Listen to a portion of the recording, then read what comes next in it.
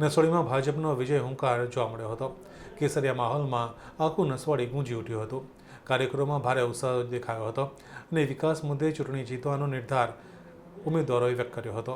આગામી સ્થાનિક સ્વરાજ્યની ચૂંટણીના પડઘમ વાગી રહ્યા છે ત્યારે નસવાડી તાલુકાના રાજકીય ગરમાવો ચરમસીમાએ પહોંચ્યો છે। આજે નસવાડી તાલુકા પંચાયતની કુલ 22 બેઠકો તેમજ જિલ્લા પંચાયતની બેઠકો માટે ભારતીય જનતા પાર્ટીના ઉમેદવારોએ વિજય વિશ્વાસ સાથે પોતાના નામાંકન પત્રો દાખલ કર્યા હતા।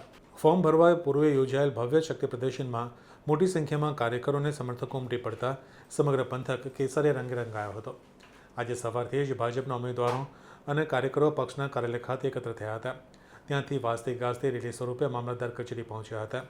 ઉમેદવારોએ જણાવ્યું હતું કે વડાપ્રધાન નરેન્દ્ર મોદીના નેતૃત્વમાં થયેલ વિકાસ કામો અને છેવાડાના આદિવાસી વિસ્તાર સુધી પહોંચેલ જનકલ્યાણકારી યોજનાઓના આધારે અમે જનતા પાસે જઈ રહ્યા છે।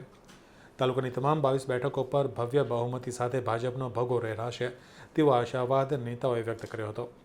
આ પ્રસંગે ભાજપના પ્રદેશ અને જિલ્લા કક્ષાના અગ્રણીઓ તેમજ મોટી સંખ્યામાં સ્થાનિક આગેવાનો હાજર રહ્યા હતા। ટિકિટ ફાળવણી બાદ સંગઠનમાં જોવા મળતી એકજૂથતાએ વિરોધ પક્ષો માટે ચિંતા ઊભી કરી છે। આદિવાસી બાહુલ્ય ધરાવતા વિસ્તારમાં ભાજપે સોશિયલ એન્જિનિયરિંગના આધારે મજબૂત ઉમેદવારો મેદાને ઉતાર્યા છે।